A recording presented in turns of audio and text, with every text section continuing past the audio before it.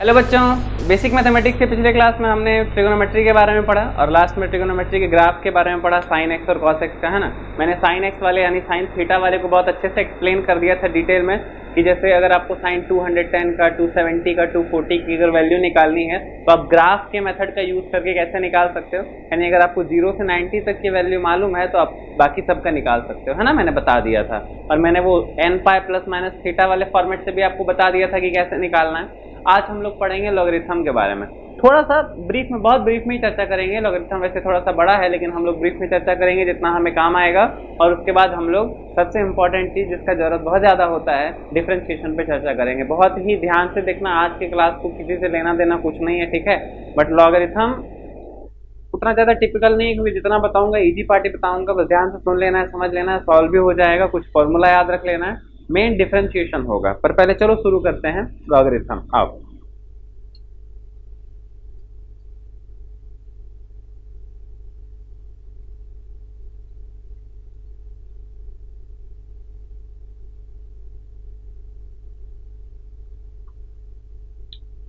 बस ऐसा समझो कुछ यहाँ पे लिखा हुआ है,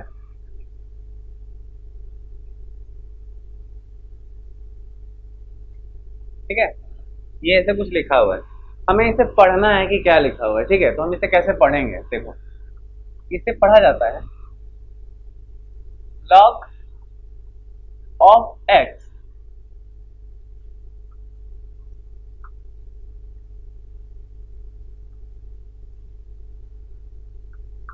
टू द बेस a, ठीक है। मैं एक दो बार लिख दे रहा हूं अलग अलग ताकि तुम्हें थोड़ा प्रैक्टिस हो जाए, ध्यान से पढ़ लेना। जैसे इस log ऑफ x, नीचे वाले को पहले भूल जा, डायरेक्ट पढ़ो log of x to the base a। नीचे में कौन है, a ना, तो टू द बेस a, ठीक है। जैसे मान लो मैं यहाँ पे लिखूं log m और यहाँ पे लिखूं कुछ भी y लिख दो, तो क्या लिखोगे, log of y to the base m, ठीक है ना। बिल्कुल log ऑफ y लिख दो पूरा, लो कोई बात नहीं, log of y to the base. अब अगर पढ़ना हम लोग सीख गए हो तो काम करते हैं आगे, किसे सॉल्व कैसे करेंगे, है कि नहीं। जैसे एक बार और ले लेते हैं, लो, है ना। मान लो ना यहाँ पे log 4 और यहाँ पे लिखा हुआ है 3, तो क्या लिखोगे, log ऑफ 4 बेस 3, बस हो गया। आप क्या एक ही बात बार बार बोलता रहो, है ना। आओ चलो देखो,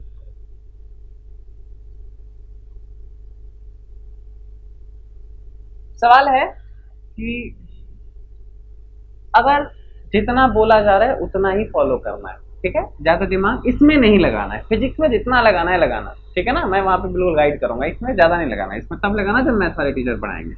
अभी चलो उतना काम करते हैं जितना बताया जाएगा तुम्हें, देखो जितनी जरूरत है। तो अगर तुम्हें ये मिल जाए कभी, ऐसा ये फॉर्मेट कभी मिल जाए तो कैसे सॉल्व करोगे, क्या करोगे अगर ये फॉर्मेट कभी दिख गया। सर कहना क्या चाह रहे हो आप। जैसे मान लो अभी एक सवाल में एग्जांपल में कराऊंगा, ये देखो, ये एक क्वेश्चन होगा और मैं बोलूंगा इसकी वैल्यू कितनी होगी बताओ, तो तुम कैसे बताओगे, ठीक है। मैं आऊंगा इस पे फिर से, मुझे याद है मैंने क्या लिखा है, परेशान नहीं होना है, मैं आऊंगा इस पे फिर से। बट ये फॉर्मेट तो यही है ना, तो इसका क्या मतलब है, पहले तो ऐसा समझो इसका सॉल्यूशन कैसे निकालोगे। सिंपली हिंदी में अगर बोलूं तो ये जो नीचे रहता है ना बेस, कौन है, ए है। ए पर क्या पावर लगाएं, यानी ए पर क्या पावर चढ़ाएं कि हमें एक्स मिल जाए। हाँ, यही इसका सॉल्यूशन है।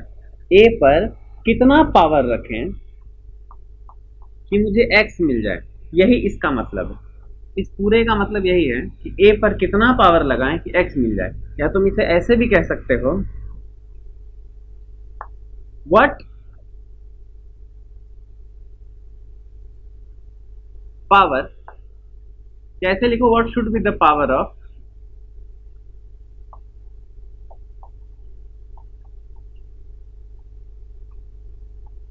ए टू गेट एक्स, ठीक है। या हाँ, टू गेट एक्स, इतना ही समझो। एक एग्जाम्पल लेने पर तुम्हें बेटर समझ में आ जाएगा। आओ देखो, ठीक है, मैं जानता हूँ थोड़ा सा नया लग रहा होगा, अब क्लियर हो जाएगा। देखो मैंने लिखा था ना log 2/8 और इसका सॉल्यूशन करना है। तुम बोलो, खुद से सोचो, बोल तो नहीं पाओगे खुद से सोचो कि log of 8 to the base 2 लिखा हुआ है ना, और यहाँ पर log of x to the base a था, तो इसका सॉल्यूशन क्या था कि a पर कितना पावर चढ़ाएं कि x मिल जाए। सेम सवाल मेरा तुमसे है, 2 पर कितना पावर चढ़ाएं कि 8 मिल जाए। 2 पर कितना पावर चढ़ाओगे कि 8 मिल जाए। सोचो कितना पावर चढ़ाओगे, 3 चढ़ाओगे। तो इस log of 8 to the base 2 का जो आंसर होगा 3 होगा। हाँ बिल्कुल, यही यही आंसर है। 2 टू द पावर कितना रखें, ये यहाँ पर कितना हो कि मुझे 8 मिल जाए, तो ये कितना होगा, 3 होगा। यही तुम्हारा आंसर है। अभी मैं डायरेक्ट बता रहा हूँ, ठीक है। जैसे एक आध और ले लेता हूँ, परेशान नहीं होना है, और अच्छा अच्छा लूंगा, थोड़ा बहुत टेढ़ा बेड़ा करके। जैसे मान लो मैंने पूछ दिया कि लॉग 327 है, ठीक है। या थोड़ा चेंज कर दूं क्या, लो लॉग ऑफ 729 बेस 3, इसको कैसे निकालोगे। तब तुम्हें सोचना है जरा सा कि 3 पे ना कितना पावर लगाएंगे। यहाँ पर मान लो पावर y है, ठीक है, कुछ भी, कि मुझे 729 मिल जाए, ठीक है ना। यही कितना पावर लगाएं, तो सोचो कैसे सॉल्व करोगे। कॉमन सेंस से सोचो। 729 को क्या लिख सकते हो, 3 की पावर, सोचो कितना होगा।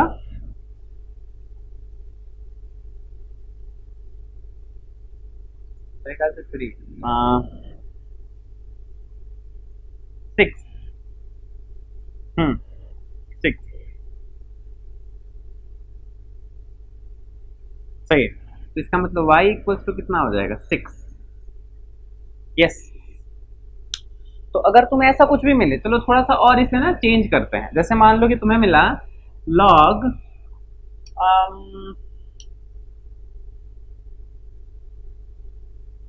1/25, थोड़ा वेराइटी चेंज करते हैं ना, तब तुम समझ लो। ऐसे अगर मैं बार बार सीधा लिखूंगा तो तुम्हें लगेगा क्या सर, सिर्फ पावर ही तो करना है क्या, 4 एग्जाम्पल ले रहे हो। देखो log of 1/25 to the base 5, यानी 5 का कितना पावर चढ़ाएं कि 1/25 मिले। सोचो जरा सा सोचो। तुम सोच रहे होगे सर 5 की पावर अगर 2 चढ़ा दें तो 25 तो मिल जाएगा, लेकिन क्या 2 मुझे 25 चाहिए, नहीं, लेकिन मुझे क्या चाहिए कि 5 की पावर कितना चढ़ाएं कि मुझे 1/25 मिले। सोचो 5 की पावर अगर तुम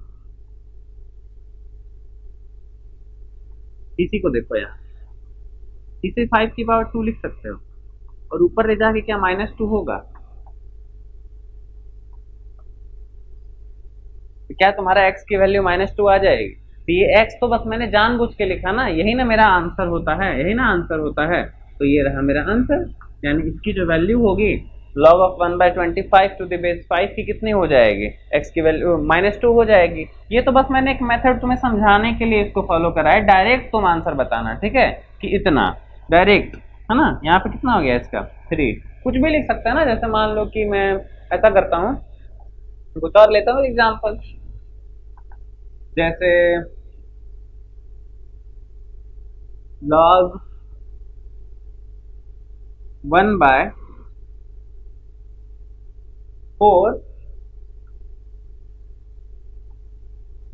और यहाँ 64 है, ठीक है। और आपको बताना है कि इसकी वैल्यू कितनी होगी। क्वेश्चन इज दिस, ठीक है। क्या करोगे सोचो, क्या करोगे। देखो क्वेश्चन फिर से वही है, इस पे क्या पावर चढ़ाएं कि 64 मिले। तो 1/4 पे कितना पावर चढ़ाओगे, नहीं मालूम कितना चढ़ाओगे, तो तुम्हें 64 मिलेगा, है ना। बस फॉलो करते जाओ, समझ जाओगे। लॉजिकली सोचो, 1/4 का तो नहीं पता, लेकिन अगर 4 की पावर 3 करें तो क्या 64 मिलेगा। यस। तो अगर 4 की पावर 3 करें, बस बने रहो, समझ जाओ। तो क्या इसको 1/4 की पावर -3 कर सकते हैं, नहीं समझे। अगर इसे पलटोगे, नीचे ले जाओगे, तो पावर क्या होगा, नेगेटिव, तुम जानते हो। और 1 की पावर अगर मैं -2 अपने मन से लगा भी दूं तो क्या फर्क पड़ता है, 1 की पावर तो कुछ भी करूंगा 1 ही रहेगा ना। तो अगर दोनों पर पावर -3 है, तो क्या मैं 1/4 की पावर होल -3 कर सकता हूं, तो x की पावर -3, ठीक है। फिलहाल इतना ही समझो, और क्या बोलूं।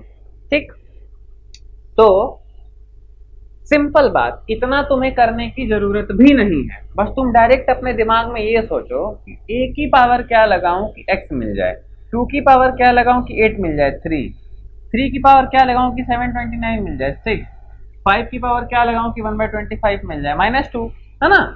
यहाँ सोचो 1/4 की पावर क्या लगाऊं कि 64 मिल जाए -3। तो अपना इस पूरे का जो सॉल्यूशन है वो ये पार्ट है, ठीक है। इस पूरे का जो सॉल्यूशन है ये पार्ट, इसका ये, ठीक है। तो मेरे ख्याल से जो बेसिक लॉग की वैल्यू निकालनी है वो तुम्हें आ गई होगी। और हम लोग थोड़ा सा लॉग के ये 2-4 फॉर्मूले को फॉलो कर लेते हैं, बस काम हो जाएगा। याद रखना इसे, मैंने पहले भी बोला है, जो भी फॉर्मूला फिजिक्स में जब कोई भी यूज आएगा मैं बताऊंगा जरूर, ऑफ कोर्स बताऊंगा। लेकिन अगर तुम थोड़ा सा रिवीजन करके इसे पहले से तैयार रखोगे तो तुम्हें और अच्छा फील होगा, ठीक है ना। उस टाइम मेरे बताने से पहले ही तुम जान जाओगे कि क्या हो रहा है वहां पे, है ना। तो चलो कुछ फॉर्मूला नोट कर लेते हैं।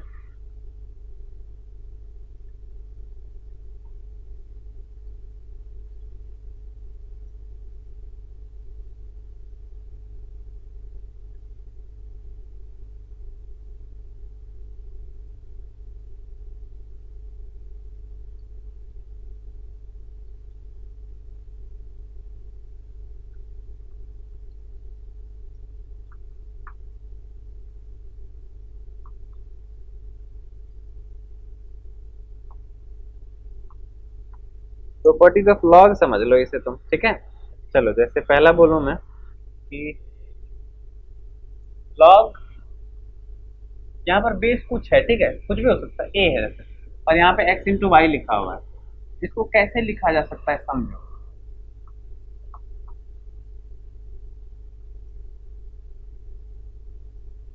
ये प्रॉपर्टी है, ठीक है, तुम्हें याद होना चाहिए। जैसे मुझे मुझे याद है, मैं इसमें कुछ नहीं कर सकता। हाँ, दूसरी प्रॉपर्टी,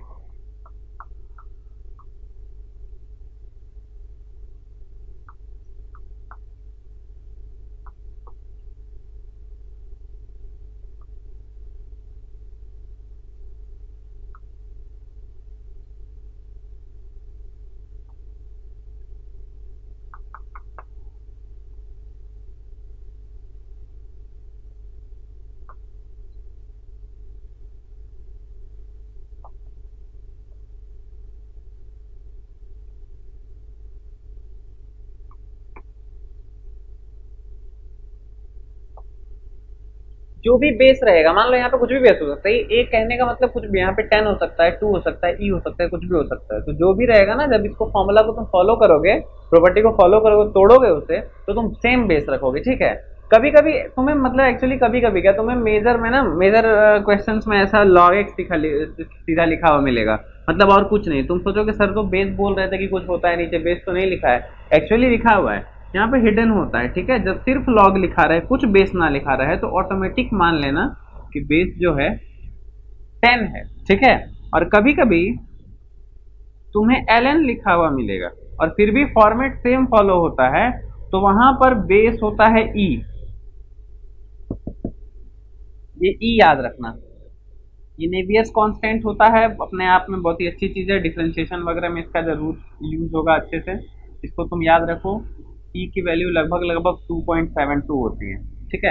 याद रखो तो भी ठीक है, नहीं याद रखो तो भी ठीक है, बाद में वैसे भी मैं बताऊंगा इसकी जरूरत पड़ेगी तो। मैं एक साथ इतना ज्यादा लोड देना नहीं चाह रहा तुम्हें। तो ये लॉग की प्रॉपर्टी है, इतना तुम याद कर लो। और इससे पहले जो मैंने कराया, अगर वो तुम्हें हो जाता है तो अपना लॉग जो है कंप्लीट हो गया। अब हम लोग डिफरेंशिएशन स्टार्ट करेंगे, और डिफरेंशिएशन से पहले छोटा सा बात मुझे तुम्हें बताना बहुत जरूरी है, वरना तुम्हें दिक्कत हो जाएगा डिफरेंशिएशन समझने में। थोड़ा बचाना चीजों को। आओ देखो, जैसे मान लो मैं बात करूं ना, एक्स की बात करता हूं, तो मान लो चेंज इन ना एक्स निकालना है मुझे, ठीक है। तो मैं लिखूंगा x final minus x initial, ठीक है। या डायरेक्ट अगर ऐसा कहूं तो change equals to final minus initial होता है। चेंज इक्वल्स टू क्या होता है, फाइनल माइनस इनिशियल। तो अगर मान लो मैं चेंज इन एक्स कह रहा हूं, तो ये एक्स एफ का मतलब है फाइनल एक्स, ठीक है ना, फाइनल वैल्यू एक्स की, और माइनस एक्स आई का मतलब है इनिशियल एक्स, मतलब एक्स की इनिशियल वैल्यू, और इसे लिखा जा सकता है डेल्टा एक्स, ठीक है।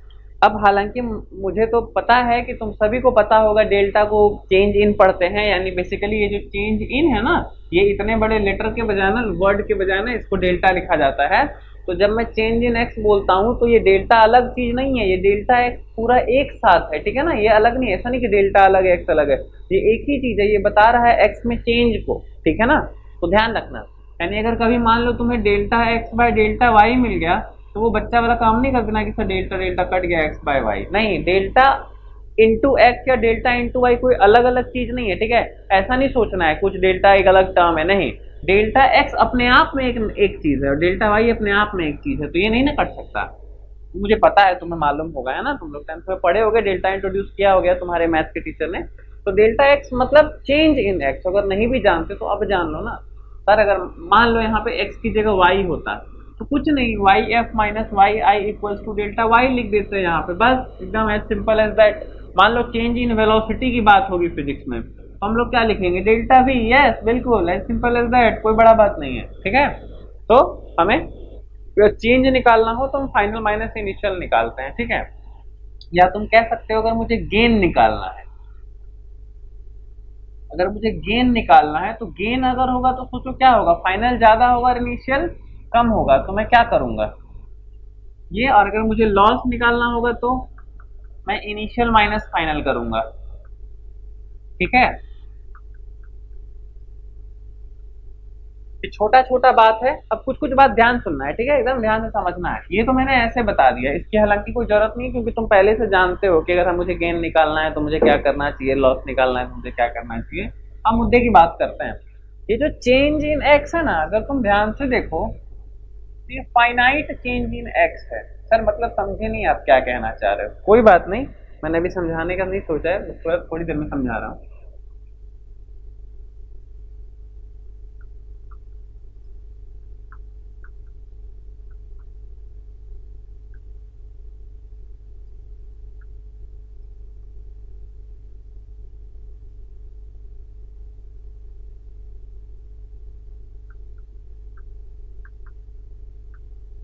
पेशेंस, देखो अब इनफाइनाइट, इनफाइनाइट मतलब क्या समझते हो, बहुत बड़ा है ना, बहुत बड़ा। लेकिन अगर मैं इनफाइनाइटेसिमली या इनफाइनाइट मतलब तुम अनंत कहते हो ना, तो इनफाइनाइट अनंत, लेकिन इनफाइनाइटेसिमली स्मॉल मतलब क्या हुआ, अनंत रूप से छोटा। मतलब जैसे तुम इनफाइनाइटली लार्ज अगर बोलोगे मतलब बहुत बड़ा, तो इनफाइनाइटेसिमली स्मॉल मतलब बहुत छोटा, मतलब उससे छोटा कुछ नहीं हो सकता। तो 0.000000000 जितना लगाना है जीरो तुम लगा सकते हो। जैसे बड़ा की बात करते हैं, इनफाइनाइटली लार्ज बोलने का सेंस क्या होगा कि वाकई में वो बहुत बड़ा है, मतलब उससे बड़ा नहीं हो सकता, यही ना कहने का मतलब होता है। तो इनफाइनाइटेसिमली स्मॉल का मतलब क्या है कि बहुत छोटा, रिलेटिवली बहुत छोटा, ठीक है ना, उससे छोटा नहीं हो सकता। तो एक्चुअली सच में इसका मतलब यही है। तो इनफाइनाइटेसिमली स्मॉल चेंज इन एक्स मतलब एक्स में कोई खास चेंज नहीं हुआ है। सर आप कहना क्या चाह रहे हो, कुछ पल्ले नहीं पड़ रहा, देखो पड़ेगा अभी। जैसे मान लो ना कि एक्स की वैल्यू 5 है इनिशियली, लेकिन फाइनली इसकी वैल्यू हो गई 5 पॉइंट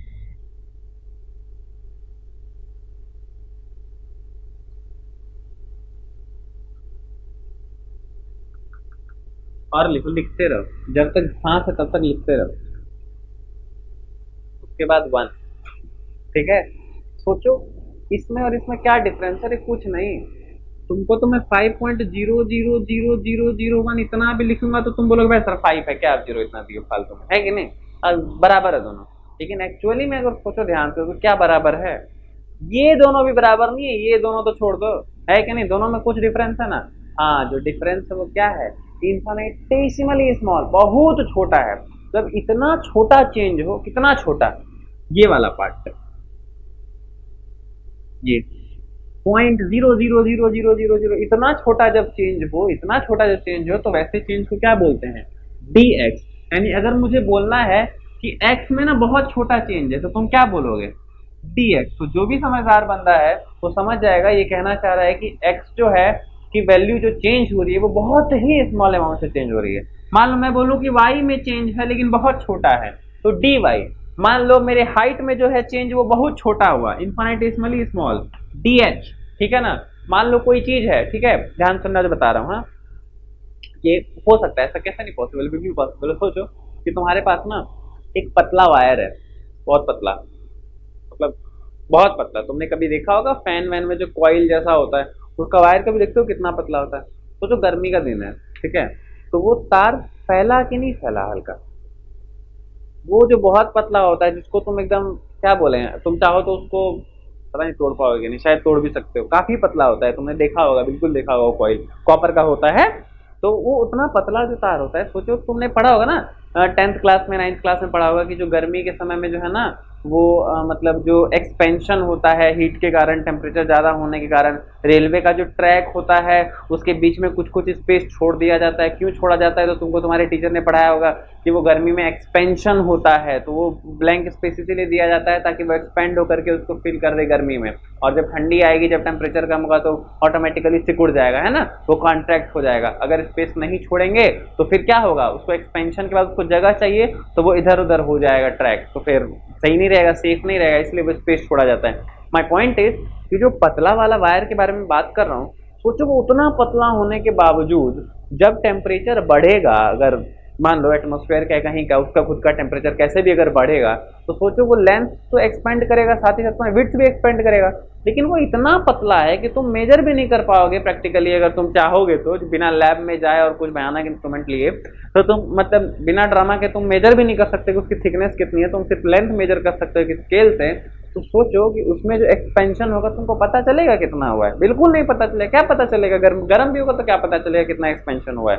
तो हम बोलेंगे कि उसका जो डायमीटर है, में जो एक्सपेंशन है वो कितना है, बहुत छोटा, dx dr, अगर उसका रेडियस r है तो रेडियस कितना चेंज हुआ, dr से, यानी नया रेडियस हो गया r प्लस dr। यानी पहले अगर रेडियस मान लो 1 सेंटीमीटर था, तो अब कितना हो गया 1.000 अब तुम्हें समझ आ गया होगा कि इन्फाइनिटेसिमली स्मॉल चेंज क्या होता है, ठीक है ना। तो एक बात बता बाबू, जरा लॉजिकली सोचना, जब मैं बोलने वाला हूँ। सोचो अगर कभी तुम्हें अगर dx मिल गया तो तुम समझते हो कि बहुत छोटा है, लेकिन सोचो अगर dx का भी कोई स्क्वायर कर दे, सोच रहे हो मैं क्या कह रहा हूँ। मान लो कि एक चीज है 0.001, सोचो इसका स्क्वायर करोगे तो क्या हो जाएगा, ये तो और छोटा हो गया ना। तो एक तो dx ऑलरेडी इतना छोटा है, ऊपर से इसका स्क्वायर, तबाही मचा देगा ये, है ना, इतना सोचो क्या हो जाएगा ये। जो मैं उसकी बात नहीं कर रहा, मैंने इसलिए इसे एक बार मेंशन कर दिया कि कभी कभी हमें ऐसा करना पड़ता है कि हमें कभी कभी dx का स्क्वायर वगैरह तो बीच में आ जाएगा तो हम लोग इग्नोर कर देंगे, बोलेंगे ये तो बहुत छोटा है ना। क्यों, क्योंकि dx is already very small, ऊपर से उसका स्क्वायर। एक तो मैंने ऑलरेडी आना जाने कितना जीरो दिया, और फिर मैंने बोला जब तक सांस से लिखते रहो उतना के बाद जीरो, उसका भी तुम स्क्वायर कर लोगे तो समझ रहे हो क्या हो जाएगा। तो बेसिकली मैं कहना है क्या चाह रहा हूँ, चेंज अगर जो नॉर्मल चेंज होता है, जैसे मेरा तुम्हारा है, जैसे मान लो मैंने बोला कि मैंने बोला हाँ मैं गाड़ी चला रहा हूँ, मान लो मेरी रफ्तार अभी ना 40 किलोमीटर पर आवर है, ठीक है, थोड़ी देर में मेरी रफ्तार 60 किलोमीटर पर आवर हो जाती है, मुझे रोड खाली दिख गया, मैंने एक्सेलेटर दे दिया, 60 किलोमीटर पर आवर हो गई, तो मेरे जो रफ्तार है उसमें चेंज कितने का है, तो फाइनल 60 था और इनिशियली 40 था, तो मैंने कहा कि चेंज भाई 20 का है, तो फाइनली चेंज है, तो समझ में आता है ना, सिग्निफिकेंट चेंज है। लेकिन ये dx वाला, ये इन्फाइनिटेसिमली स्मॉल चेंज है, और ये बेस है डिफरेंशिएशन का, ये समझ में तुम्हें आना चाहिए, इसीलिए लॉगरिथम के बाद मैंने इसे थोड़ा बता दिया। अब बस इतनी सी बात अगर तुम समझ गए तो चलो डिफरेंशिएशन स्टार्ट करते हैं। एक बात पहले मैं बता दूं यहाँ पर तुम्हें, डिफरेंशिएशन पढ़ने का अभी दो तरीका है। पहला, मैं डायरेक्ट डिफरेंशिएशन का फॉर्मूला लिखाऊं और सवाल बनवाना स्टार्ट कर दूं, तुमसे बनना भी चालू हो जाएगा, तुमसे मजा भी आ जाएगा, फिजिक्स में जब तक जरूरत पड़ेगा तब तक तुम सॉल्व करते रह जाओगे। दूसरा, मैं थोड़ा सा मतलब बता देता हूँ कि डिफरेंशिएशन का आखिर मतलब होता क्या है, तो उसमें 5 मिनट 10 मिनट समय लग सकता है, तो थोड़ा सा बोर होने की जरूरत नहीं है, ठीक है। कोशिश करना ये मेंटेन करने का इंटरेस्ट, उसके बाद जब सवाल पे आएंगे तब धड़ाधड़ खूब मजा आएगा, ठीक है, खूब बनेगा, आराम से बनेगा। बस फॉर्मूला से पकड़ना है। अगर शुरू की बात ध्यान में नहीं भी रहती है तो कोई दिक्कत नहीं है, किसी को नहीं रहती है, सवाल लेकिन बनेगा तुमसे। लेकिन अगर तुम शुरू की बात थोड़ा सा ध्यान रख ले तो तुम्हें फील आ जाएगा। और बाकी डिफरेंशिएशन तुम्हें क्लास 12th में ना महीना पढ़ना है, एक एक महीने, दो दो महीने तक डिफरेंशिएशन इंटीग्रेशन के पूरा कैलकुलस पढ़ना है, काफी समय तक तुम्हारे मैथ के टीचर पढ़ाएंगे, ठीक है। लेकिन क्योंकि हम लोग अभी 12th नहीं जा सकते तो हम लोग 11th में ही थोड़ा डिस्कस करेंगे। आओ देखते हैं। अब हम लोग करते हैं start differentiation. Okay, let's see.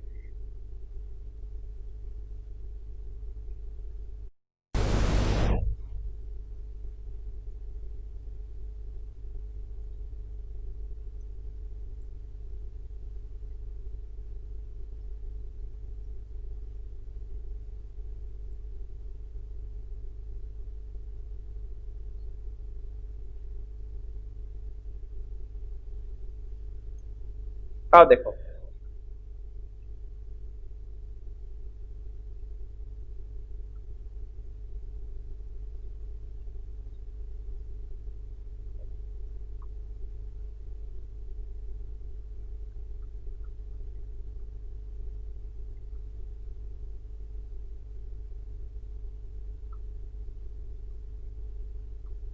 ठीक है। इसे डेरिवेटिव भी बोला जाता है।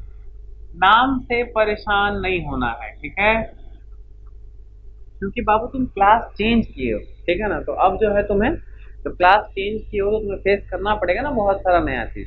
तो चलो देखते हैं इसमें क्या है कि डेरिवेटिव। ओके, डिफरेंशिएशन का दूसरा नाम है डेरिवेटिव। अगर बोला जाएगा फाइंड डेरिवेटिव ऑफ दिस तो मतलब डिफरेंशिएट करने बोल रहा है, ठीक है। अब हम लोग बात करते हैं क्या, ठीक है, धीरे धीरे बात करता हूँ, सब परेशान होने की जरूरत नहीं है। जैसे इसका सिग्नेचर देखो कैसा होता है,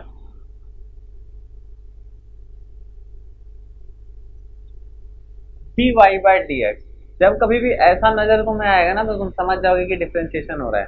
हालांकि क्या बोलूं, इतना मैं बोल रहा हूँ ना तो तुम्हें, क्योंकि तुम पहली बार देख रहे हो, तो यकीन, मतलब यकीन मानो, थोड़ी देर के बाद जब तुम सीख जाओगे, एक दिन या दो दिन में, उसके बाद तुमको ये सब बात कुछ मायने नहीं रखेगा, क्या डी वाई क्या डी एक्स, देखोगे और सॉल्व करोगे दनादन तुम, ठीक है। निश्चिंत रहो उसके लिए। तो बस अभी थोड़ा सा शुरुआत में भी बोर हो सकते हो, थोड़ा सा पेशेंस रखो, मजा आ जाएगा, ठीक है। जैसे छोटी सी बात कर लेते हैं, बस इस d y by D x को हटा दूं, अगर मैं बोलूं डी वाई क्या है तो तुम क्या बोलोगे sir, infinitesimally small change in Y. मैं बोलूंगा थोड़ी देर के लिए इनफाइनाइटेसिमली स्मॉल को भूल जाओ, तो थोड़ी देर के लिए तुम क्या बोलोगे, सर ये तो चेंज इन वाई है कि नहीं। और मैं बोलूं अगर कि नीचे एक्स है, तुम इसे क्या बोलोगे, चेंज इन एक्स। सोचना है जरा, यानी बेसिकली ये क्या है, change in y by change in x, है ना। ध्यान से सुनना जो कह रहा हूँ, एकदम सिर्फ सुनना है और दिमाग में रखते जाना है, वापस सब मैनेज होगा, ठीक है। इसको भी दिमाग में स्टोर कर लो कि इसका मतलब ये है। हाँ, वापस आते हैं कोई चीज पर, सब काम का है, कुछ बेकार नहीं बता रहा। अब इसका रियल मतलब होता है rate of change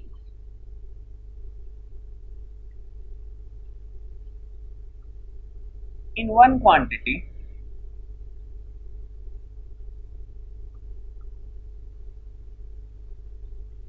with respect to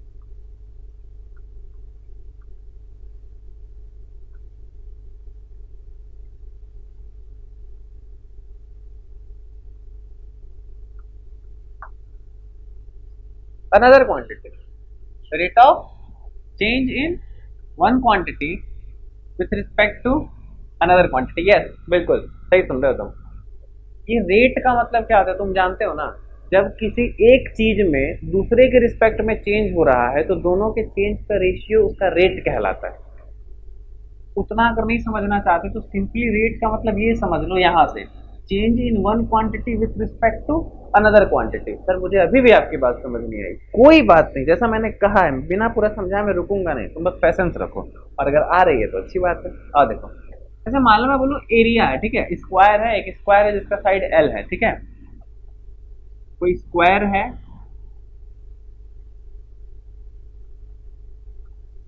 of side L. ध्यान सुन, अब नहीं समझ आया तो नहीं आएगा। इसका एरिया पे बात करते हैं, तो तुम क्या बोलोगे सर, स्क्वायर का एरिया क्या होता है? साइड इंटू स्क्वायर, यानी एल इंटू स्क्वायर, बात खत्म है ना। L into L, L square, है ना जो आप कहते हैं। ठीक, मैंने बोला कि मान लो एरिया चेंज कर गया, नहीं समझे सर? हाँ समझाता हूँ। मान लो साइड चेंज कर गया, जैसे एक वायर है ऐसे, ये 4 वायर है यूं तो, ठीक है, बिल्कुल 4 वायर है, ठीक है। और मैंने ऐसे ऐसे उसे सटा वटा के जो है किसी तरीके से एक स्क्वायर बना दिया। गर्मी का मौसम आया तो चारों वायर फैलेगा या नहीं फैलेगा? हाँ या ना? अपने मन में सोचो, फैलेगा या नहीं फैलेगा? फैलेगा ना। सोचो वायर है 1 मीटर का यहाँ पर, या 10 मीटर का है, अब पतला है, तो उसका जो लेंथ में चेंज आएगा ऐसा थोड़े 1 मीटर का आ जाएगा, नहीं सर 10 मीटर का था, अब फैल के ना गर्मी के दिन में 11 मीटर का हो गया, ऐसा तो नहीं है। जो चेंज आएगा वो तो छोटा ही आएगा। तो हम लोग बोलेंगे कि चलो ऐसा करो, मान लेते हैं अभी लेंथ एल है, लेकिन जो चेंज किया, यानी ये जो सीन है, देखो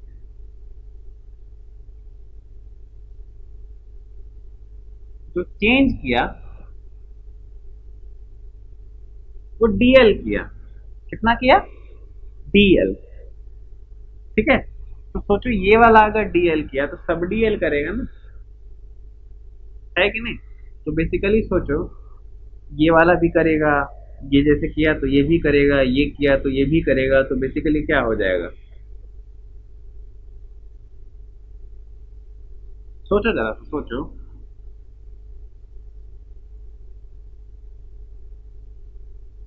पहले जो एरिया था तुम्हारा,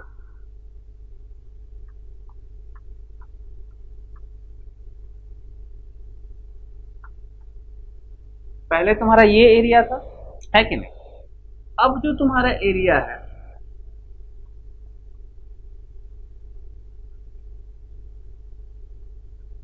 कौन सा है? ये पूरा,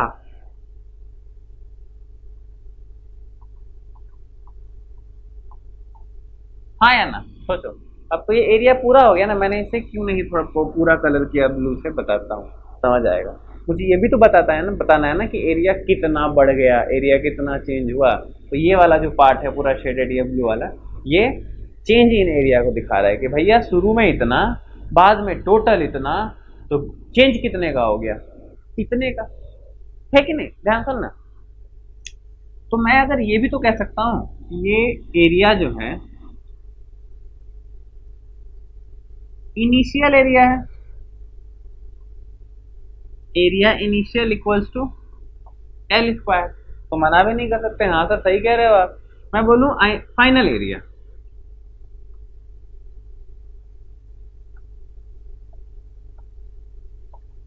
समझ में आ रहा होगा अब यार, है ना? साइड होता है स्क्वायर का एल, तो एरिया कितना? एल स्क्वायर, तो इनिशियल एरिया एल स्क्वायर। अब मान लो साइड एक्सपेंड कर गया, तो नया साइड कितना हो गया? यहाँ पे अगर ऐसे लिखूं न्यू साइड, न्यू साइड कितना हो गया? सोचो, new side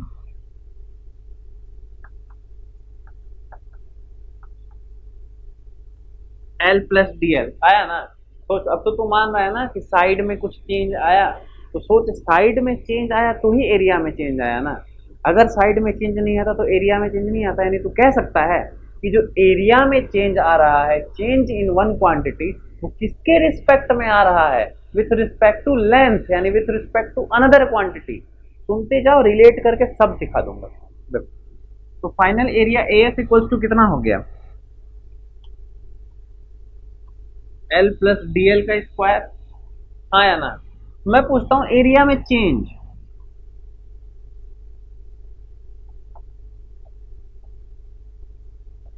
change in area a final minus a initial कितना होगा?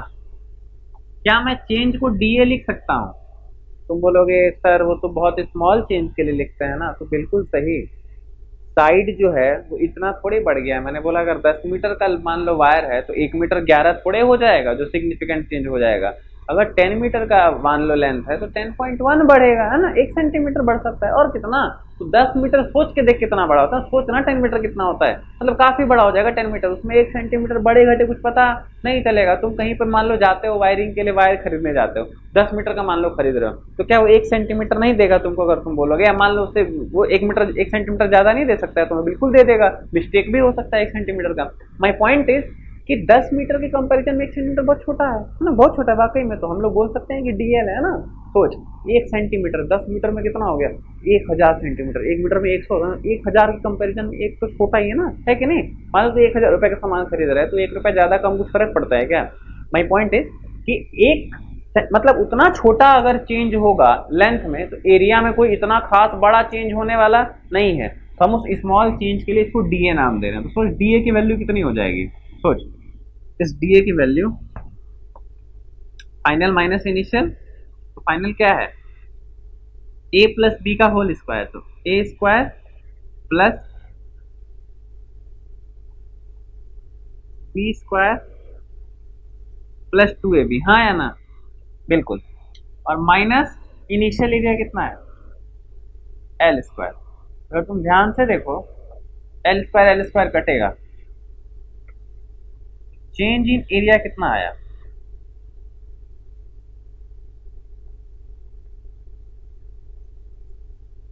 DL square plus 2l DL.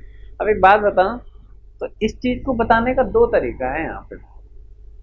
मैं चाहूं तो डीएल का चेंज, मैं डीएल भी निकाल सकता हूं कि लेंथ में कितना चेंज आया, और मैं कर दूंगा L plus DL minus L, देख बता देता हूं, डायरेक्ट कर ही देता हूं। सोच एरिया में इतना चेंज आया, लेंथ में कितना चेंज आया, इधर देख,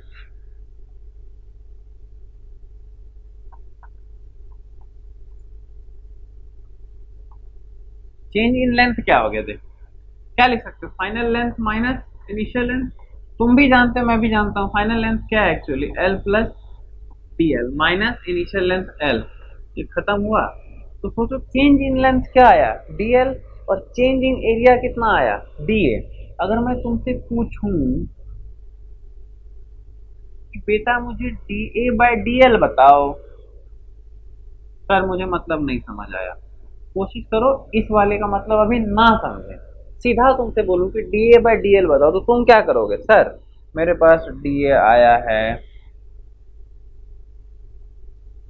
DL square plus 2l DL bye change in length आया है DL.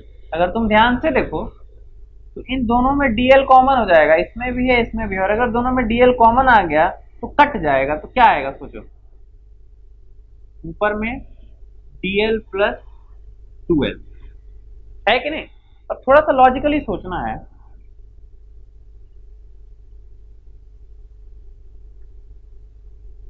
DA by dl equal to dl plus 2l। सोचो डीएल कितना छोटा, कितना है, डीएल की वैल्यू क्या है, मान लो इतनी होगी, या इससे भी छोटी हो सकती है, डीएल को तो मान रहे हैं बहुत स्मॉल है, तो 2l, एल का 2 गुना है, 2l के कंपैरिजन में डीएल क्या है, कुछ है नहीं ना। यानी मैं ऐसा कह सकता हूं बगल में, ऐसे मैं ब्रैकेट में अगर मेंशन कर दूं कि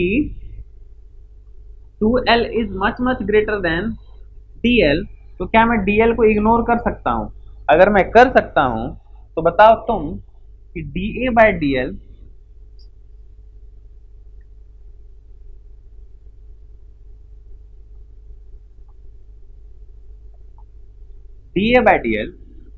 is what, 2l।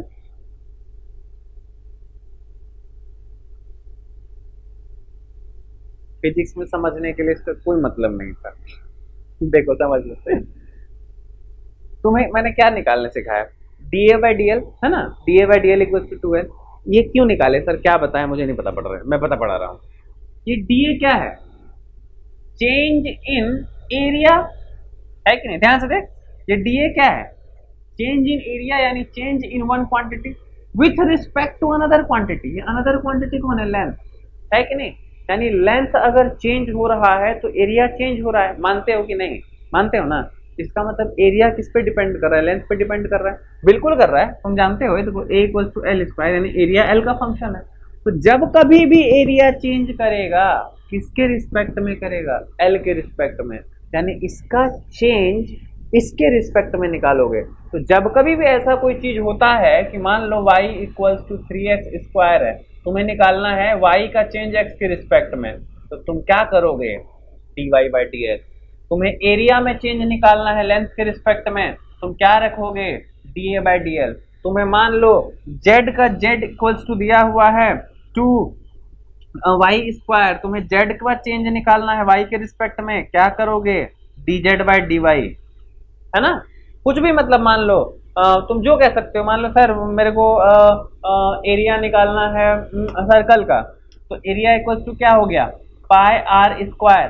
तो सोचो ये एरिया किस पे डिपेंड कर रहा है, रेडियस पे, तो तुम क्या लिखोगे, एरिया चेंज करेगा किसके रिस्पेक्ट में, रेडियस के रिस्पेक्ट में, तो क्या निकालोगे, dA/dr, है कि नहीं। अगर यहाँ पे तुम्हें नहीं दिख रहा तो मैं थोड़ा सा ऊपर कर देता हूँ, कोई बात नहीं। मान लो अगर मैं बोलूं कि एरिया इक्वल्स टू है πr² ऑफ ए सर्कल, सोचो अगर उसका रेडियस चेंज करेगा तो ही ना एरिया चेंज करेगा, ऐसे करेगा क्या। तो मैं तुमसे अगर जानना चाहता हूँ कि rate of change of area बताइए, तो ऑटोमेटिकली तुम समझते हो ना कि आर के रिस्पेक्ट में बोला जा रहा है। क्यों, सर्कल का एरिया और कैसे चेंज करेगा भाई, रेडियस चेंज करके बदलेगा ना, और कोई उपाय है क्या तुम्हारे पास। एक सर्कल है उसका एरिया कैसे बदलेगा, उसका रेडियस बदलेगा तो ही ना πr² से उसका एरिया बदलेगा। इसका मतलब एरिया में चेंज जो होगा वो किसके रिस्पेक्ट में होगा, आर के रिस्पेक्ट में। तुम्हें धीरे धीरे बेटा समझ में आ जाएगा, ठीक है, परेशान होने की जरूरत नहीं है। और एक क्या हो सकता है, सोचो थोड़ा सा, अगर तुम सोच पा रहे हो तो, जैसे मान लो एक सिलेंडर है ना, और सिलेंडर का वॉल्यूम क्या होता है, πr²h।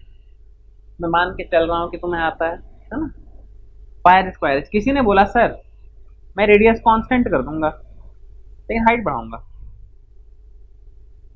सोच, h बदल रहा है ना, तो वॉल्यूम बदल रहा है कि नहीं बदल रहा है। इसका मतलब वॉल्यूम जो है वो किसका फंक्शन हो गया, h का। सर r तूने ही तो बोला, सर मैंने कांस्टेंट रखा है, मैं सिर्फ हाइट बदल रहा हूँ।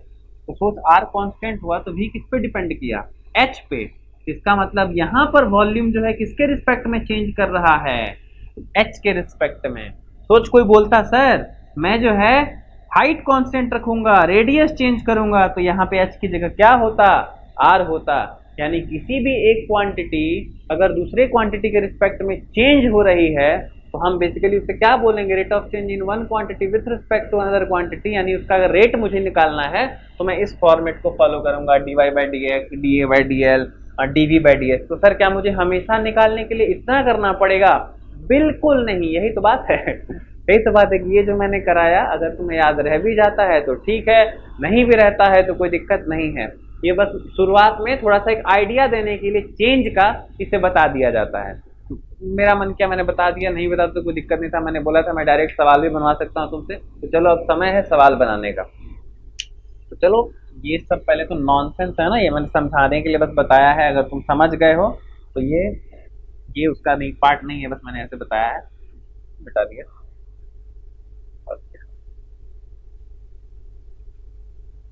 यस, अब सब ठीक है। तो हम लोग शुरू करते हैं कुछ एक एग्जांपल्स, है ना, फिर आगे बढ़ेंगे।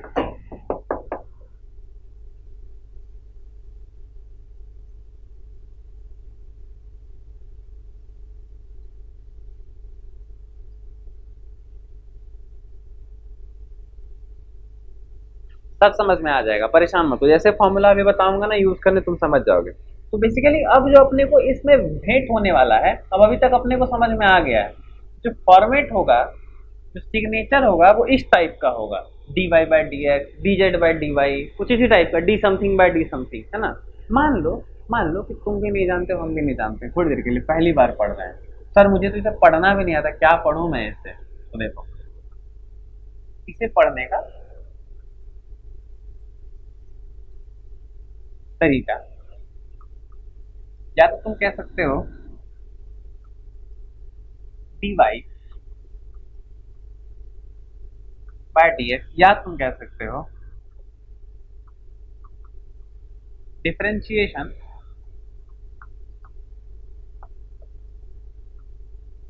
Of y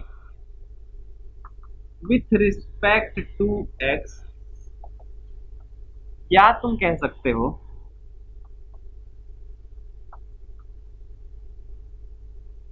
rate of change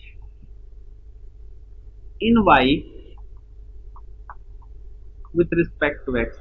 अब अगर तुम्हारा दिमाग इतना भी चलता है ना तो तुम्हें समझ में आ गया होगा मैंने पिछले वाला क्या बताया और ये क्या है। अगर मैं डायरेक्ट ऐसे लिखता dy बाई डी एक्स तो मे भी तुम नहीं समझते कि rate of change in y with respect to x क्या है कि नहीं।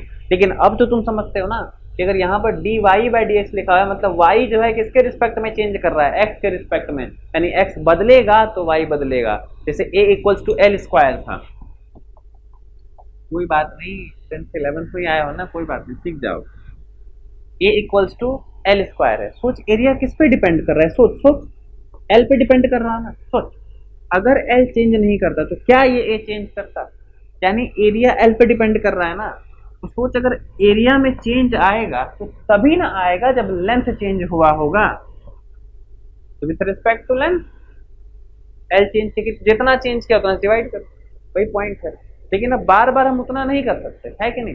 अब अगर तुम लॉजिकली सोचो तो बार बार हम उतना नहीं कर सकते कि मतलब पहले इनिशियल लिखेंगे फिर फाइनल लिखेंगे, माथा खराब हो जाएगा हम लोग करते करते, है कि नहीं। तो सर इसका कोई उपाय है? यस, अब मजा आएगा, अब मजा आएगा तुम्हें। उसके पहले कुछ फॉर्मूला लिख लो मजा लेने से पहले। और देखो एक चीज देखिए यहाँ पर मैंने क्या लिखा था, dy by D x is what, differentiation of y with respect to x, है ना। सोच अगर मैं यहाँ पे कुछ और लिखता dx square by D X, तो differentiation of x square with respect to x, ठीक है। ध्यान से देख, अब एकदम एक एक बात को ध्यान से पकड़, सब समझ में आएगा तुम्हें। मान लो मैं लिखूं यहाँ पे d sine x by D X, मतलब differentiation of sine x with respect to x, मतलब ऊपर वाले d के बगल में जो रहेगा उसका डिफरेंशिएशन होता है और नीचे वाले d के जो बगल में रहेगा उसके रिस्पेक्ट में होता है। यानी ये है और ये लाइन गलत पकड़ा गया, ये इस y के बारे में यहाँ बात हो रहा है, इस x के बारे में वहां बात हो रहा है विथ रिस्पेक्ट टू x, यानी यहाँ पे जो भी रहता। सोच अगर मैं बात करता यहाँ पर z होता तो यहाँ पे क्या लिखना पड़ता है, विथ रिस्पेक्ट टू z, ठीक है ना। अगर यहाँ x होता तो यहाँ लिखना पड़ता है x। I hope you are getting it, है ना। उम्मीद करता हूँ कि समझा पा रहा हूँ मैं, है ना। अब सॉल्यूशन पे बात करते हैं, फॉर्मूला पे बात करते हैं थोड़ा सा, ठीक है। अगर यहाँ तक तुम्हें समझ में आ गया हो तो चलो देखते हैं आगे। कि जैसे मान लो अपने को मिला कुछ फॉर्मूला, याद करना पड़ेगा, मैं कुछ नहीं कर सकता यहाँ पे, ठीक है। कुछ फॉर्मूला, इसी फॉर्मूला से जीवन है तुम्हारा, ठीक है, फिजिक्स में डिफरेंशिएशन का। सबसे पहला है dx की power n by D x. अगर यहाँ से तुम भी देख रहे हो ना, अगर तुम मान लो शुरू से मान लो लाइव क्लास हो रहा होता, ये तुम्हारा क्लास छूट गया होता, तुमने यहाँ तक कुछ भी नहीं देखा, डायरेक्ट अगर यहाँ से भी देख रहे हो तो भी तुमसे सारा सवाल बनेगा, देखो जैसे dx की power n by D x अगर है यहाँ पर, ठीक है। और यहाँ पे तुम एक बात तो समझ गए कि sir differentiation of x to the power n है विथ रिस्पेक्ट टू x है, इतना तुम समझ गए, है ना। इसका क्या मतलब होता है नहीं भी समझे कोई बात नहीं, लेकिन x to the power n का डिफरेंशिएशन हो रहा है और किसके रिस्पेक्ट में हो रहा है ये तो तुम्हें समझ में आ गया, है कि नहीं। तो इसका सॉल्यूशन कैसे आता है कि अगर बोला है कि x की पावर n का डिफरेंशिएशन करना है, x के रिस्पेक्ट में करना है, तो इसकी वैल्यू क्या लाएंगे, ये फॉर्मूला तुमको बताएगा कि n into x to the power n minus one, जहां पर वेयर n इज अ कोई नंबर हो सकता है, जनरली कांस्टेंट नंबर ले सकते हो, है ना। अब वो कांस्टेंट कुछ भी हो सकता है ना, इंटीजर हो सकता है, पॉजिटिव इंटीजर हो सकता है, नेगेटिव इंटीजर हो सकता है ना, फ्रैक्शन हो सकता है, और कुछ भी हो सकता है, क्या बताऊं, कुछ भी हो सकता है। सर मुझे नहीं समझ में आ रहा है, अभी बताता हूँ, देख एक दो फॉर्मूला और लिख लूँ मैं। अच्छा तुम ही बताओ, अगर यहाँ पे कांस्टेंट होता है,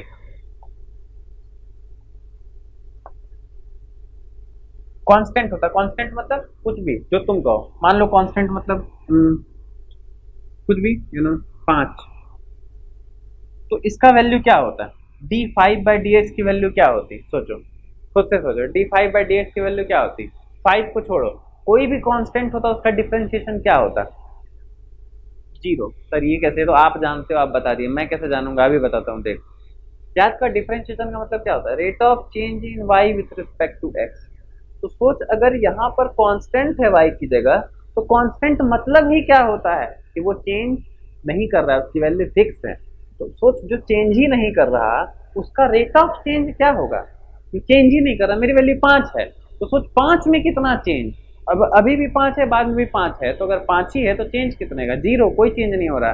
तो एक्स के रिस्पेक्ट में, किसी के भी रिस्पेक्ट में कोई चेंज नहीं हो रहा है, जीरो। यानी अगर कोई कांस्टेंट होगा कभी भी, फिजिक्स में, मैथ में, कहीं भी अगर कोई कांस्टेंट टर्म मिल गया और अपने को उसका डिफरेंशिएशन निकालना है तो क्या होगा? वो जीरो होगा। अगर तुम इतना सा याद रखते हो तो चलो मैं इस पे थोड़ा सा सवाल करा रहा हूँ ताकि तुम्हें अब कॉन्फिडेंस हो कि हाँ मैं सीख पा रहा हूँ सर, तब से आप क्या बता रहे हो। आओ चलो देखो, मान लो किसी ने क्वेश्चन दे दिया, बेटा D x square by D x है, बताओ इसकी वैल्यू कितनी होगी। तुमने बोला सर ने एक फॉर्मूला बताया था कि कुछ एक्स की पावर नंबर कांस्टेंट ऐसा कुछ रहेगा बाय डी एक्स, तो ये फॉर्मूला लगाना है। चलो देखें जरा से क्या है। ऊपर में कौन है भाई?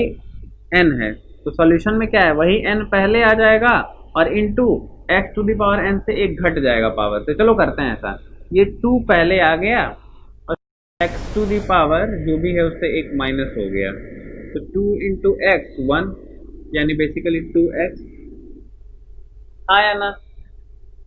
सोच सोच, अगर तू ये सब नहीं भी जानता सोच, ये काम कर सकता है कि नहीं कर सकता, यही मतलब है, इतना ही काम है अपने को। सोच, अगर तेरे को डी एक्स की पावर 5 लिखूं, ठीक है, बाय डी एक्स, अब बोलूँ कि बता इसका सॉल्यूशन क्या होगा। तुमने देखा एक्स की पावर 5 एक्स की पावर एन, यानी फॉर्मूला है एन यानी 5 x to the power n minus 1 यानी 6। हाँ कि ना? अब कर सकते हो कि नहीं कर सकते तुम्हें बता? बिल्कुल कर सकते हो। मान लो अगर मैं एक और फॉर्म सवाल लिखूं, डी एक्स की पावर -2 बाय डी एक्स, तो क्या लिखोगे? एन की वैल्यू -2, एक्स की पावर -2 -1। बस ये याद रखना, ये एन की जो वैल्यू है वो कांस्टेंट होनी चाहिए, यहां पर कोई वेरिएबल नहीं आ जाए। मतलब मैं बोलूं कि बेटा 5 की पावर x का डिफरेंशिएशन करो, ये चमत्कार मत कर देना सर, x इधर 5 की पावर x -1, गलती से भी नहीं। हाँ, गलती से भी नहीं। इसका एक फॉर्मूला होता है अलग, वो लॉग के टर्म में आता है, हालांकि उसकी कोई जरूरत फिजिक्स में उतनी कभी नहीं है, उतनी क्या, इसीलिए मैंने नहीं बताया। तो तुम्हें याद रखना है x की पावर क्या होना चाहिए? एक कांस्टेंट। सर पाई तो एक कांस्टेंट वैल्यू है, अगर मैं ऐसा दे दूं सवाल कि डी 2 की power pi, sorry D X की power pi by D X, तो क्या इसको ऐसे लिख सकता हूं, पाई की पाई इंटू एक्स की पावर पाई -1। बहुत अच्छे से आंसर। बस याद रखना कि एक्स की पावर जो आए एन, वो क्या हो? एक कांस्टेंट वैल्यू। क्लियर है? आई होप तुम समझ गए। एक और ले लूं क्या? जैसे डी एक्स की पावर मान लो 2.3 आ गया बाय डी एक्स, इसको भी तुम लिख सकते हो 2.3 इंटू एक्स की पावर 2.3 -1। अब जो भी आ जाए इसकी वैल्यू वो अलग बात है ना? तो डिफरेंशिएशन का जो स्टार्ट है बेसिकली हो चुका है, और जो सबसे पहला बेसिक फॉर्मूला तुम्हें फॉलो करना है डी एक्स की पावर एन का, वो हो गया। जो नेक्स्ट लेक्चर हम लोग करेंगे उसमें मैं इस फॉर्मूला के साथ फिर से शुरुआत करूंगा और थोड़े इलस्ट्रेशन अच्छे एग्जांपल्स को लेकर के आगे कराऊंगा, और फिर जो डिफरेंशिएशन में कुछ और फार्मूलाज की लिस्ट है वो मैं दूंगा जो तुम्हें याद होना चाहिए, और हम लोग इसके रूल्स को भी कुछ कुछ सीखेंगे, फॉलो करेंगे। मतलब कल से बेसिकली हम लोग थोड़ा सा डीप में घुसेंगे डिफरेंशिएशन में। बट कहने को डीप तो है, लेकिन वो सारा चीज जो है ना ब्रीफ में ही है। रियल डिफरेंशिएशन जितना कॉम्प्लिकेटेड है उतना में हम लोग नहीं घुसेंगे, लेकिन स्टिल हम लोगों को लगता है मुझे 1 से 2 लेक्चर और लग ही जाएगा। कोशिश करूंगा 1 में निपटा दूं, लेकिन नहीं हुआ तो 2 लेक्चर ले लूंगा, ठीक है? और मैं आपका डिफरेंशिएशन पूरा कर ही दूंगा।